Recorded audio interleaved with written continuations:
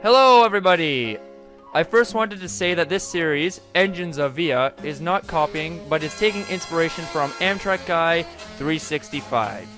He is doing a series called Engines of Amtrak, where he touches on all of the older engines of Amtrak, excluding their F units.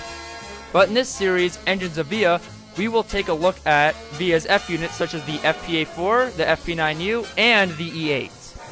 Along with looking at the F units of VIA, I will also do videos on the engines such as the F40, the LRC, the turbo trains, and if people would like, I will also do VIA's RS-10s, and there are very few switchers that they still have on their roster.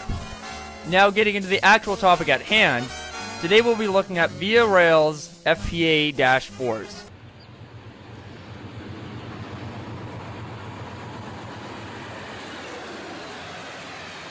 Since I would like to get the F units done before I move on to the more interesting power.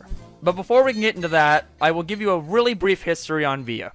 VIA Rail's history is much like Amtrak's history, as in the way that they both were formed. Passenger travel in the 1960s in Canada was getting rough on our two major railroads, CP and CN. In 1967, CN and CP wanted to drop passenger service completely. The only reason why CP and CN kept their passenger service was the federal government saw it as an essential service to Canada. Although CP and CN kept operating passenger service, they kept cutting trains from the regular schedule. But in 1977, Prime Minister Pierre Elliott Trudeau took an unpredictable step in Canada. Trudeau, not Justin Trudeau, but his dad, being inspired by the creation of Amtrak in 1971, formed VIA Rail Canada in 1977. With the creation of VIA Rail, that meant that passenger service would be able to receive government funding.